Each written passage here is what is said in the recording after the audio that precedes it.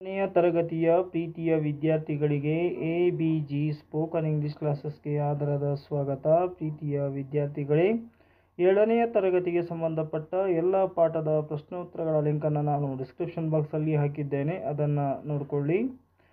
ಪ್ರೀತಿಯ ವಿದ್ಯಾರ್ಥಿಗಳೇ, ಈಗ ಮೊದಲ ಪ್ರಶ್ನೆಯನ್ನು ನೋಡೋಣ. ಪ್ರಶ್ನೆ number 1, fill in the blanks. In terms of its area, India ranks 7th in the world. ಭಾರತವು ವಿಸ್ತೀರ್ಣದಲ್ಲಿ ಪ್ರಪಂಚದಲ್ಲಿ 7ನೇ ಸ್ಥಾನದಲ್ಲಿದೆ. Karnataka has 31 districts. ಕರ್ನಾಟಕದಲ್ಲಿ 31 ಜಿಲ್ಲೆಗಳಿವೆ. India has 28 states and 9 union territories. ಭಾರತದಲ್ಲಿ 28 ರಾಜ್ಯಗಳು ಹಾಗೂ 9 ಕೇಂದ್ರಾಡಳಿತ ಪ್ರದೇಶಗಳಿವೆ. India's highest peak is Mount Godwin Austen. In a short form, it is called as Mount K2. ಭಾರತದ ಅತ್ಯಂತ ಎತ್ತರವಾದ ಶಿಖರ ಮೌಂಟ್ ಗಾಡ್ವಿನ್ ಆಸ್ಟಿನ್ ಅಂತವಂಥದ್ದು. ಇದನ್ನು ಶಾರ್ಟ್ ಫಾರ್ಮಲ್ಲಿ ಮೌಂಟ್ K2 ಅಂತ ಕರೀತಾರೆ. 5ನೆಯ ಪ್ರಶ್ನೆ, the gateway of Karnataka is new Mangalore. ಕರ್ನಾಟಕದ ಹೆಬ್ಬಾಗಿಲು ಎಂದು ನವ ಮಂಗಳೂರನ್ನು ಕರೆಯುತ್ತಾರೆ. ಮುಂದಿನ ಪ್ರಶ್ನೆ, the place which receives highest amount of rainfall in Karnataka is Agumbe. ಕರ್ನಾಟಕದಲ್ಲಿ ಅತಿ ಹೆಚ್ಚು ಮಳೆಯನ್ನು ಪಡೆಯುವ ಪ್ರದೇಶವು ಆಗುಂಬೆಯಾಗಿದೆ. Question number 2, answer the following questions. Between which latitudes and longitudes does India extend.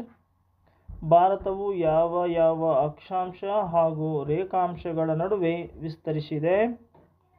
ಇಲ್ಲಿ ಜಿಯೋಗ್ರಫಿಕಲ್ ಲೊಕೇಶನ್ ಸಹಿತ ಕೇಳಲಾಗಿದೆ. ಭೌಗೋಳಿಕ ಸ್ಥಾನ ಯಾವುದು ಅಂತ ಕೇಳಲಾಗಿದೆ.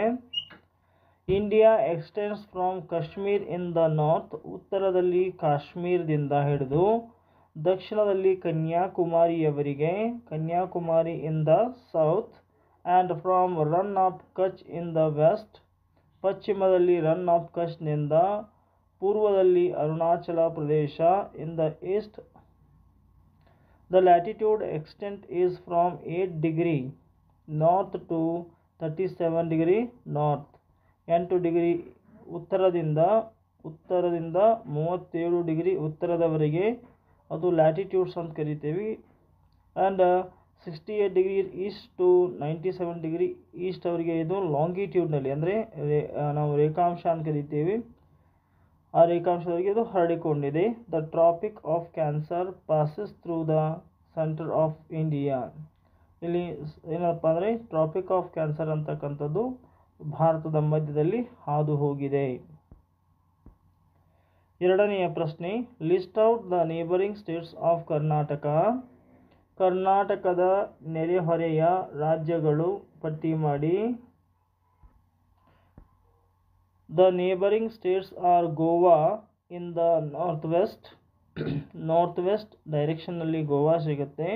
Maharashtra in the north. ಉತ್ತರದಲ್ಲಿ ನಮಗೆ ಮಹಾರಾಷ್ಟ್ರ ಸಿಗುತ್ತೆ. Andhra Pradesh in the East. ಮತ್ತು ಪೂರ್ವ ದಿಕ್ಕಿನಲ್ಲಿ ನಮಗೆ ಆಂಧ್ರ ಪ್ರದೇಶ ದೊರೆಯುತ್ತದೆ. Tamil Nadu in the south east. ತಮಿಳುನಾಡುವು ಸೌತ್ ಈಸ್ಟ್ ಭಾಗದಲ್ಲಿ ನಮಗೆ ಕಂಡುಬರುತ್ತೆ. And Kerala to the south east. ಮತ್ತು ಕೇರಳ ಸಹಿತ ನಮಗೆ ಸೌತ್ ಈಸ್ಟ್ನಲ್ಲಿ ಕಂಡುಬರುತ್ತೆ. To the west is the Arabian sea. ಪಶ್ಚಿಮ ದಿಕ್ಕಿನಲ್ಲಿ ನಮಗೆ ಅರೇಬಿಯನ್ ಸಮುದ್ರ ದೊರೆಯುತ್ತದೆ. ಇನ್ನು name the physical divisions of India. ಭಾರತದ ಪ್ರಾಕೃತಿಕ ವಿಭಾಗಗಳನ್ನು ಹೆಸರಿಸಿರಿ. The main physical divisions of India are. ಭಾರತದ ಪ್ರಮುಖ ಪ್ರಾಕೃತಿಕ ವಿಭಾಗಗಳು ಯಾವೆಂದರೆ ದ ನಾರ್ತರ್ನ್ ಮೌಂಟೇನ್ಸ್, ಅಂದರೆ ಉತ್ತರದಲ್ಲಿರ್ತಕ್ಕಂತಹ ಪರ್ವತಗಳು. ದ ನಾರ್ತರ್ನ್ ಪ್ಲೇನ್ಸ್, ಉತ್ತರದಲ್ಲಿ ಸಿಗುವಂತಹ ಬಯಲುಗಳು. ದ ಪೆನಿನ್ಸುಲಾರ್ ಪ್ಲೇಟ್ಯೂ, ದಕ್ಕನ ಪ್ರಸ್ಥಭೂಮಿ. ದ ಕೋಸ್ಟಲ್ ಪ್ಲೇನ್ಸ್, ಅದೇ ರೀತಿಯಾಗಿ ಕರಾವಳಿಯ ಮೈದಾನಗಳು. ಇವು ಮುಖ್ಯವಾಗಿರುವಂತಹ 4 ಭಾರತದ ಪ್ರಾಕೃತಿಕ ಒಂದು ವಿಭಾಗಗಳು ಅಂತ ಹೇಳಬಹುದು.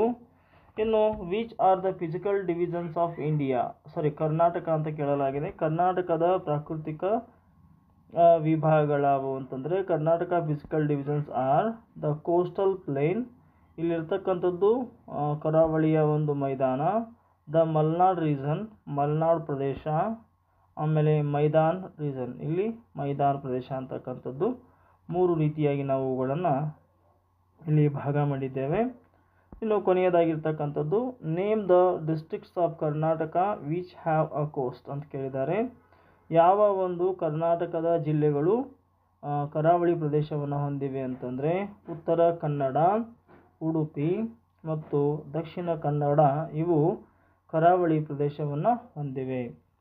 ಪ್ರೀತಿಯ ವಿದ್ಯಾರ್ಥಿಗಳೇ, ಇಲ್ಲಿಯವರೆಗೆ ನೀವು ನಿಮ್ಮ ನೆಚ್ಚಿನ ಚಾನಲ್ ಆಗಿರುವ ABG ಸ್ಪೋಕನ್ ಇಂಗ್ಲೀಷ್ ಕ್ಲಾಸಸ್ಗೆ ನೀವಿನ್ನೂ ಸಬ್ಸ್ಕ್ರೈಬ್ ಆಗಿಲ್ಲ ಅಂದರೆ ಈ ಕೂಡಲೇ ಸಬ್ಸ್ಕ್ರೈಬ್ ಆಗಿ. ಈ ವಿಡಿಯೋ ನಿಮಗೆ ಇಷ್ಟ ಆದರೆ ದಯವಿಟ್ಟು ಲೈಕ್ ಮಾಡಿ, ಶೇರ್ ಮಾಡಿ, ಕಮೆಂಟ್ ಮಾಡಿ ಅಂತ ಕೇಳಿಕೊಳ್ಳುತ್ತಾ ಧನ್ಯವಾದಗಳು.